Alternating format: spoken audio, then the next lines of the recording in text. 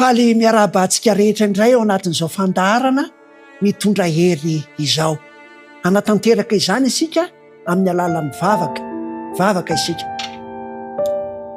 Ry iray malala masina indrindra ny an-danitro, ampifaliana mandrakariva no hanatanterahana izao fandaharana izao sy ny hanatanterahana ny vavaka eo anatrehanao. Ampitoeranao ny fanahy masinao aminay, hanazavanao ny sainay ary amikisanao aminay ny fahamarinanao. Koka tompo malalo ny teninao izay ambara dia ho famelombelomana ho an'ny fanahinay ary handraisanay ny famonjenao izany. Ny vavaka Jesosy io dia atononona sy angatahana amin'ny anaratsoaloha ihany. Amen. Amin'ity andro fahadimy ity dia mitondra hery ny fahamarinana. Mitondra hery ny fahamarinana. Betsaka ny zavatra mitondra hery eo amin'ny fiainana. Fa ny fahamarinana dia isan'ny lehibe ao anatin'ny fandraisana ny hery. Andehane jerentsika izay noresahan'ny Isaia.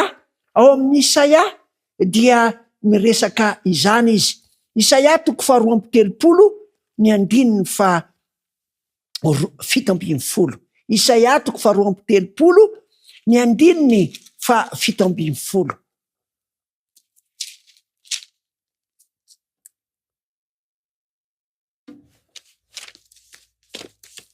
Isaia 40:30 ny andininy fa 17.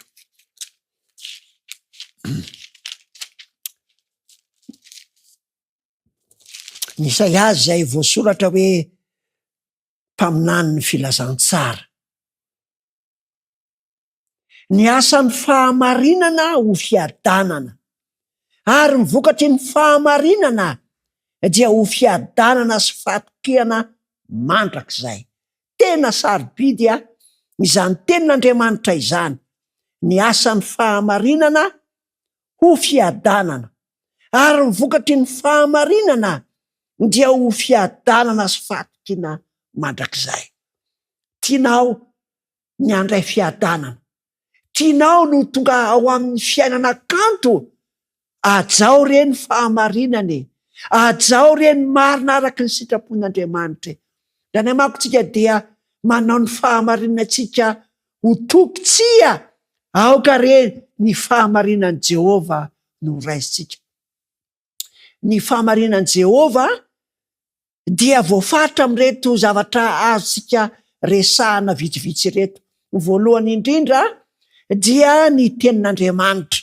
Aoka zany ianao anao asa araky ny fahamarinan'ny tenin'Andriamanitra dia andray fiadanana. Ny faharoa dia ny lalàn'Andriamanitra. Jesosy raha niteny izy makasika ny tenin'Andriamanitra dia filazanjara ny Jaona 17 ny andininy fa 17 dia izy hoe manamasinina azy amin'ny fahamarinana, ny teninao ny fahamarinana. Zany hoe ny fisian'ny fahamarinana eo amin'ny fiainantsika no mitondra antsika ho amin'ny fahamasinana, ary ny fahamasinana dia mifanohatra amin'ny tsiny, ary ny fahamarinana dia mifanohatra amin'ny ota. Ka manana hery isika no ny fitoeran'ny tenin'Andriamanitra eo amin'ny fiainantsika. Ny fahamarinana faharoa izay azontsika tsapahitanana sy misy eo amin'ny fiainantsika dia ny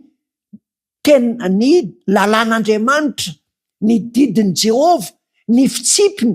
Io koa zany no fahamarinana azontsika ivelomana. Izao no voalaza ny hatsaran'ny didin'Andriamanitra, ny fitsipik'Andriamanitra araky ny Salamo 7:20.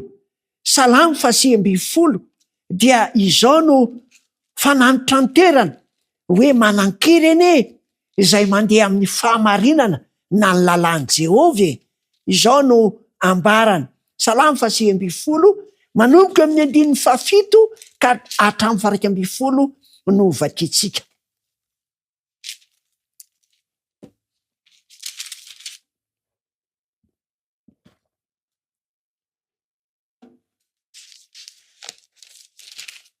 Salamo 8:20. Ay manefy teo le ravitaratasy. Ny 7 ka hatramin'ny 20. Tsy misy tsiny lalàn'i Jehova mamelombelona amin'ny fanahy. Zay zany tena asany ty asany didin'Andriamanitra, mamelombelona amin'ny fanahy. Mahatoky ny teny vavolombelon'i Jehova, mahendry ny kely saina, mahendry, mahatonga antsika eo amin'ny fahendrena ity tenin'Andriamanitra ity. Ny lalàn'i Jehova, madio ny didin'i Jehova, mampahazava ny maso. Mahafinaritra izany tombontsoa omeny didin'Andriamanitra izany hoe mampahazava ny maso, zany hoe ahitanao ny tokony ho atao sy ny tsy tokony ho atao, anavahanao ny araka ny sitrapon'Andriamanitra sy ny tsy araka ny sitrapon'Andriamanitra. Eo amin'ny 9, mahitsy ny fandidian'i Jehova, mahafaly ny fo, madio ny didin'i Jehova, mampahazava ny maso, madio ny fahatahorana an'i Jehova, maharitra mandrakizay, marina ny fitsipiky Jehova, eny mahitsy avokoa. Tsy hoe misy somary amboarina kely, ry havana. Ny didin'Andriamanitra dia tena tanteraka, mahitsy, marina avokoa. De ny 10, irina noho ny volamena ireny, eny noho ny tena volamena betsaka azy. Irina noho ny volamena izany fahamarinana. Mitondra hery ny olona rehefa hoe mahazo volamena na mahazo volafotsy na mahazo vato sosarobidy dia mibitabitaka. Fa ny olona manana ny fahamarinana amin'ny alalan'ny fitsimpiainana madio zany de manan-karena noho ny manan-karena rehetra izay ety ambonin'ny tany. Zao no toy ny teny ny 20. Ary ny mpanomponao dia hazavainy ireny amin'ny fitandremana azy misy valiny lehibe.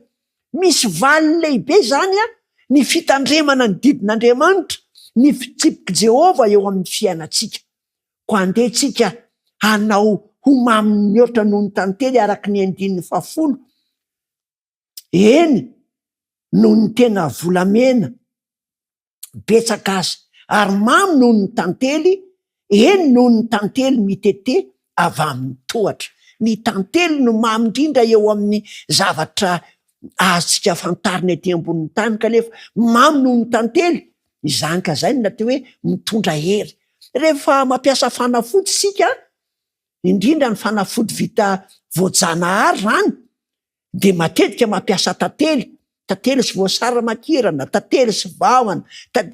Ny tantely zany dia sady zay fanasitranana. Ny fahamarinana ry havana de mihoatra noho ny asan'ny tantely, ny asan'ny fahamarinana eo amin'ny fiainatsika. Ny fahamarinana sy ny fitiavana, ireo zany no tian'Andriamanitra hitoerantsika de makamin'ny fandresena isika. Andeha jerentsika ny Solomona eo akaiky eo ihany, ohabolana 10, ny 9:20. Ohabolana 10, ny 9:20. Ohabolana 10, ny 9:20. Ho fiainana ny asan'ny marina, fa ho ota ny fitombon'ny haren'ny rasy fanahy. Ho fiainana ny asan'ny marina. Tsara ne zany teny zany. Fiainana ny asan'ny marina.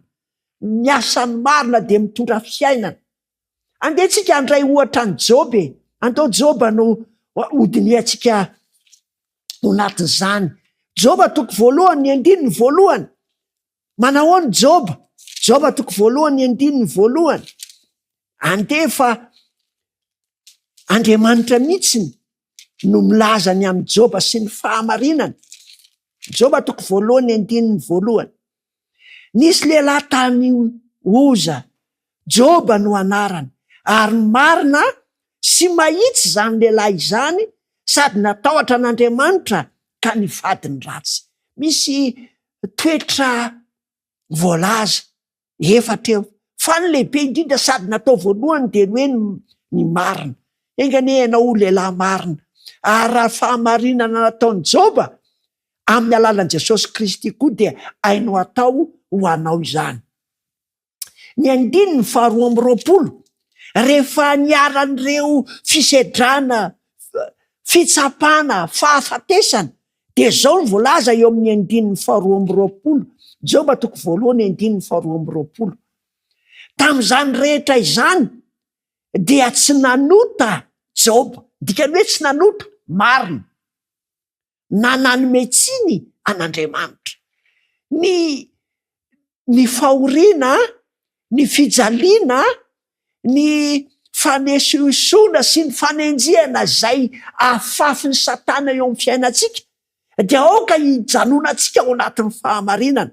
Fa inona moa ny vokatr'izany fitazonan'i Joba ny fahamarinana izany na ny tsy fanomezan-tsiny an'Andriamanitra? Joba 2:7. Joba 2:7 aty amin'ny famaranana ny bokin'i Joba dia zao no ambaran'ny tenin'Andriamanitra ny aminy, ary ho atsika ihany koa rehefa miazona ny fahamarinana sika, satria ny fahamarinana dia mitondra hery. Ny 1. Ary Joba namaly an'i Jehova ka nanao hoe, fantatro fa hainao avokoa ny zavatra rehetra, ary tsy azo ferana ny fisainanao. Iza no mahatakona ny fisainanao amin'ny tsy fahalalana? Koa dia milaza zay zavatra zay tsy fantatro aho, dia zava magaga loatra aniko zay tsy takatry ny saiko. Mifona aminao aho, miaino fa hiteny aho, anontany anao aho ka ampafantaro. Fandrenesan'ny sofina ihany no nandrenesako anao, fa ankehitriny izao kosa dia ny masoko no mahita anao, koa dia miaiky sy mibebaka eto amin'ny vovoka sy ny laveninao. Io fiekekeloka sy ny fibebana nataon'i Joba io ny fahamarinana ilain'ny mpanota. Io no fahamarinana izay tian'Andriamanitra asalotra atsika tsiraray avy. Ny 1:10, Joba 2:7, ny 1:10. Ary Jehova nampody ny fiadanan'i Joba raha nivavaka ho an'ny sakaizany izy, ka dia nanome azy indroa torak'izay nananany fahiny izy. Ry havana, ny fahamarinana dia tsy azo ajanona ho an'ny tena irery ihany, fa ny fahamarinana dia azaraina amin'ny hafa ihany koa, ary dia nivavaka ho an'ny hafa. Ny vokatr'izay dia nampidiny Jehova avy ndroeny ny fanambinana sy ny fitahiana zay teo am-pelantanany. Ny 9 sy ny 7. Ary mbola velona 70 am'zato taona Joba taorianan'izany, ka nahita ny zanany lahy sy ny zafiny, ka hatramin'ny zafin-dohary ny aza. Dia maty Joba rehefa trantrantitra, ka efa ela ny ainana. Zany ny fiadanana izay tao amin'ny Joba, ary tian'Andriamanitra andehanany rehetra ihany koa, fa tsy Joba ihany. Koa enganenao andeha amin'ny fiadanana, andeha amin'ny fahamarinana, andeha amin'ny fitiavana, fa zay mandeha amin'izany fahamarinana, mandeha amin'ny fitiavana izany no anana fahasambarana eo anatrehan'Andriamanitra. Ny tompony hitahatsika ka tonga atsika rehetra andeharaka ny marina sy ny fahamarinany eto amin'izao tany fandalovana izao. Hivavaka isika. Misaotra anao zay tompo malalo, fa ny fitiavanao sy ny fahamarinanao dia ampombainao anay tsirairay avy mandrakariva ao amin'i Jesosy Kristy. Eny, noho ny amin'ny fahasoavanao Jesosy eo, dia manana izany fahamarinana izany izahay, fa ianao tonga anome fiainana be dehibe ho anay. Ny fahasoavana sy ny fahamarinana dia tonga tamin'ny alalanao. Ko aoka tompo malalo ho fifaliana ho anay ny miaina arak'izany sitraponao izany. Terizo ho anjara tsara ho anay ny fahamarinanao, ary aoka tsy avelanay hiala eto anatrehanay ny fahamarinanao, fa amin'ny fotoana rehetra sy ny toerana rehetra Andriamanitra, dia aoka ho fifaliana ho anay ny mandeha araka ny fahamarinanao. terizo amin'ny anaratsoanao zay Jesosy fa ny vavaka dia tononona amin'ny anaratsoanao rery ihany. Amen.